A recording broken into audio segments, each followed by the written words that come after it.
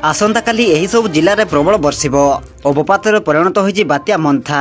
यह छत्तीसगढ़ और संलग्न विदर्भ दे उत्तर आड़ को गति कर आगामी 8 घंटा मध्य सदृश लघुचाप परिणत होबार संभावना रहितबा कहिछि पाणीपाग विभाग। प्रभाव में ओडिशार किछि जिले में प्रबल वर्षा सह वज्रपात होबार संभावना रहिछि। दक्षिण छत्तीसगढ़ और आखपाख अंचल उपरे थिबा डिप्रेशन घंटा प्रति 17 किलोमीटर बेगर उत्तर उत्तर पश्चिम दिग को गति कर गतकाली दक्षिण छत्तीसगढ़ एवं संलग्न विदर्भ उपरे केन्द्रित होइछि। तेबे आसंतु नजर पकाइबा आसंता काली केउं सब जिले में प्रबल अति प्रबल वर्षा होबार संभावना रही एवं केउं केउं जिला को अलर्ट जारी करछि आम भुवनेश्वर स्थित आंचलिक पाणीपाग विभाग। से नै भिडियो संपूर्ण अपडेट जानिबा किंतु ता पूर्व भिडियो को गोटे लाइक करंतु एवं भिडियोटी को आपण मानक सांगसाथी मानक अधिक रु अधिक मात्रा शेयर करंतु। जदि आम चैनल रे आपण प्रथम थर भिडियो देखुचंती ताहले एबे ही चैनल को सब्सक्राइब करी पाखरे थिबा बेल आइकन को प्रेस करी ऑल नोटिफिकेशन को ऑन कर रखंतु, जहा द्वारा आगो को पाणीपाग संबंधी लेटेस्ट अपडेट आपण माने सर्वप्रथमे आम चैनल माध्यम रे पाई परिबे।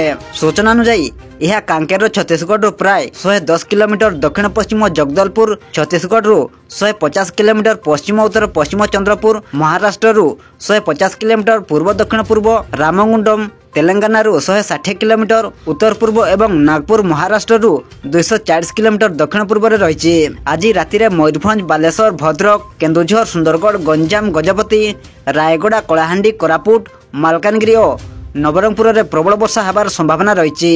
यह सह अन्य सबु जिले में हालुकारू मध्यम धरणर वर्षा होबार संभावना रही। सेहीपरि आसंता काली बेलकू वर्षार परिमाण बढ़िबो, मध्यमरू प्रबल वर्षा संभावना रही। प्रबलरू अति प्रबल वर्षा संभावना रही। यह सहित वज्रपात होबाकू मध्य संभावना रही। पुरी, खर्दा, नयगढ़, गंजाम, गजपति, कटक, केन्द्रापड़ा, जगतसिंहपुर, जाजपुर, भद्रक, बालेश्वर, मयूरभंज, केन्दुझर, ढेंकानाल, अनुगुड़, देवगढ़, संबलपुर, सुंदरगढ़, झारसुगुड़ा और बरगढ़ जिला को येलो वार्निंग जारी करा जायछि।